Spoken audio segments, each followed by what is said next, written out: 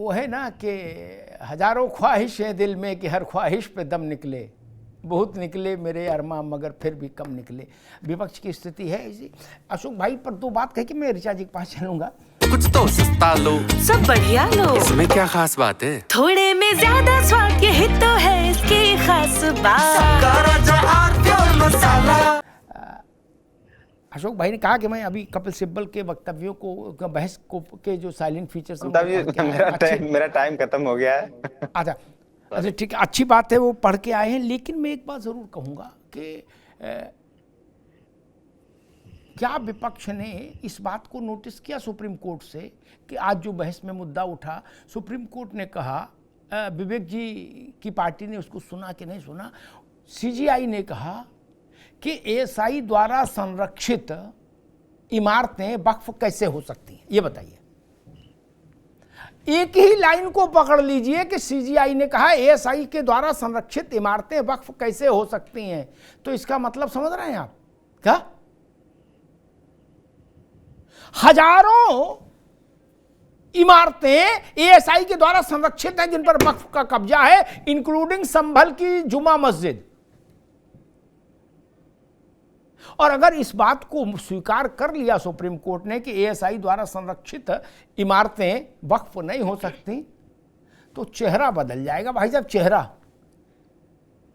ऋचा सिंह जी, विपक्ष को उम्मीद है कि सुप्रीम कोर्ट में आपकी सरकार का कानून नहीं टिकेगा। ये ठीक बात है, उम्मीद पे दुनिया कायम है, लेकिन अभी विपक्ष को उम्मीद है।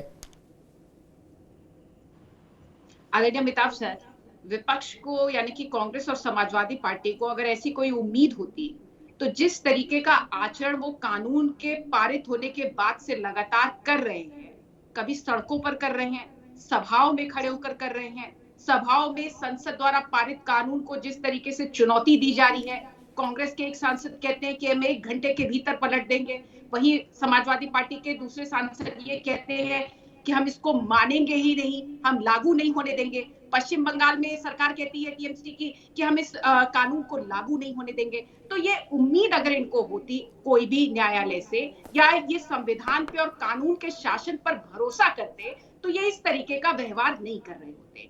देखिए, ये बात तो सच है कि संसद, जहां संविधान संसद को अधिकृत करता है कानून बनाने के लिए, वही जुडिशियल रिव्यू का अधिकार है माननीय उच्चतम न्यायालय के पास। माननीय उच्चतम न्यायालय सारी वैधानिकताओं को सुनेगा, समझेगा, ये उसका अधिकार क्षेत्र है।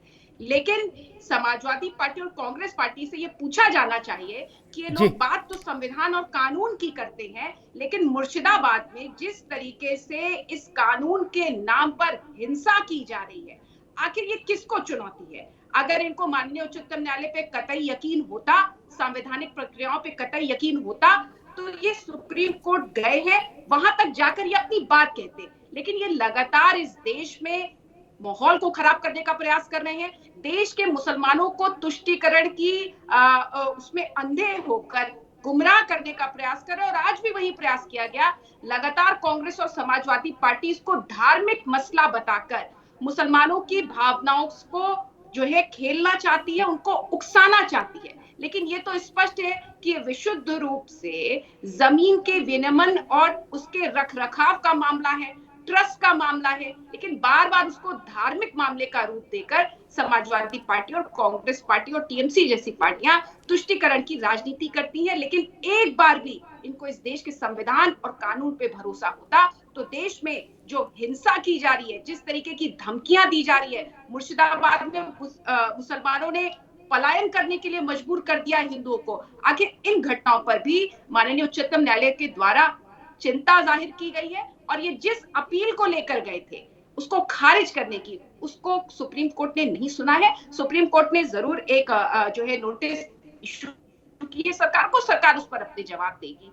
लेकिन समाजवादी पार्टी और कांग्रेस पार्टी, इनका जो फेक सेकुलरिज्म का चेहरा है वो जरूर सामने आ रहा है, क्योंकि जब ये किसी कानून को मुसलमान का कानून बताते हैं, ये इस देश का कानून है जिसको मानना सबकी बाध्यता है। जी, तारिक मिर्जा साहब हमारे साथ जुड़ गए हैं, अनवर मिर्जा साहब, माफ करिएगा, अनवर मिर्जा साहब जुड़ गए, राजनीतिक विश्लेषक, उनका भी स्वागत है।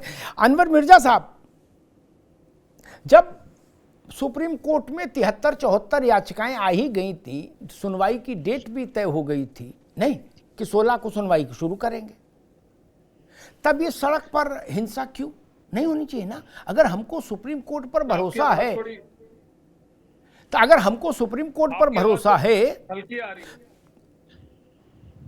मेरा प्रश्न आप तक पहुंच रहा है मित्र? आवाज हल्की है सर आपकी।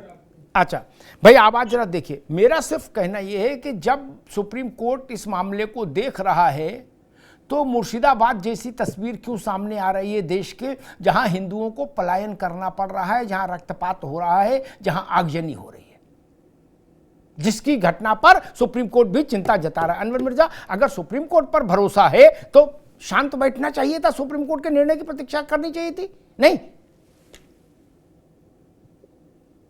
देखिए, हम सुप्रीम कोर्ट के फैसले को मानेंगे, जो भी फैसला आएगा उससे पीछे नहीं है। लेकिन आपने बात करी बंगाल की, बंगाल में कोई अभी हिंसा नहीं हो रही, उससे पहले भी हिंसा हो चुकी है। लेकिन क्या बात करें, इनसे बात करना तो बेवकूफी हो जाएगी, क्योंकि इनसे कहेंगे ये काम कर लीजिए, रात को लाकर इन्होंने वफ को दे दिया। क्या वफ की जरूरत थी? 11 साल से इनकी सरकार बैठे, जब इनको चिंता नहीं हुई एकदम से वफ की ऐसी कौन सी चिंता आ गई? कौन सी ऐसी परेशानी इनको आ गई कि इनको वफ की बड़ी मेहनत जरूरत पड़ गई है? सबसे ज्यादा मैं आपको बता देना चाहता हूँ, यूपी के अंदर वफ है और यूपी के अंदर इनके चेयरमैन बैठे हैं। पहले वसीम बैठे थे, अब रजा बैठे हैं। 11 साल से इनकी सरकार और 8 साल से योगी साहब की सरकार चल रही है। वहां पर जो लूटमारी हो रही है वफ के अंदर, उसका जिम्मेदार कौन है भाई? नहीं अनवर मिर्जा, एक मिनट रुको। अनवर मिर्जा, एक मिनट रुको। एक तो मैंने बंगाल पर सवाल एक मिनट रुको अनवर मिर्जा, एक मिनट रुको। बंगाल में सवाल पूछा, उस पर आपने कोई टिप्पणी नहीं की। आपने कहा वहां तो हिंसा होती रहती है, ये उत्तर नहीं होता है। आप राजनीतिक विश्लेषक हो तो कुछ तो बात करेंगे। एक मिनट रुको, एक मिनट रुकना होगा, अभी रुकना होगा करेंगे सर। अरे रुको भाई, ये तर्क लोकतंत्र में, संसदीय लोकतंत्र में कतई स्वीकार्य नहीं हो सकता कि जी सरकार को अब वक्फ की चिंता क्यों आ गई। क्यों भाई? सरकार के ऊपर कोई बंधन लग जाएगा कि उसको कब किस चीज से चिंता करनी है? क्या संविधान उसको रोकता है कहीं ऐसा काम करने से? नहीं ना। गजब बात है। बोले अब क्यों याद आई? अच्छा, पहले याद आती तो आप सड़क पर नहीं उतरते, आप तो तब भी सड़क पर उतरते। मान लीजिए 5 साल पहले वक्फ का कानून आ जाता तो भी आप सड़क पर होते, और 5 साल बाद आता तो भी आप सड़क पर होते। अनवर मिर्जा नहीं, मैं आपको बता दूं जी, 1913 के अंदर यही अंग्रेज थे जिन्होंने राजधानी कलकत्ता को बनानी थी, लेकिन दिल्ली को चुना गया। दिल्ली को लुटियन जोन के अंदर कर दिया था इन्हीं अंग्रेजों ने। जब अंग्रेजों ने करा था तो मुसलमानों को बुलाया गया और मुसलमान गए उनके पास। उन्होंने कहा हमारी पार्लियामेंट के पास मस्जिद है, हमारी बंगाली मार्केट में मस्जिद है, हमारी सुनहरी मस्जिद है, हमारी जामा मस्जिद है, हमारी बतेरी मस्जिदें दिल्ली के अंदर आती हैं। तो अंग्रेजों ने भी उस टाइम उनको तंग नहीं किया था, उनको कहा था कि ये नमाजे की जगह, ईदगाह जो भी आपकी जो जगह हैं, ये वैसी जगह आपकी रहेंगी, हम इसको नहीं छेड़ेंगे। तो जब उन्होंने नहीं छेड़ा तो इनको छेड़ने की कौन सी जल्दी पड़ गई भाई? मुझे बता दीजिए।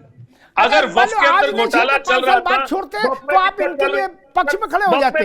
जब बात कर रहे हो यार, आप सुनेंगे नहीं जी, आप मुझे सुनेंगे नहीं, मुझे पता चल गया आप मुझे सुनेंगे नहीं। मैंने आपसे कहा 1913 वाला फॉर्मूला, आपने उसको नहीं माना।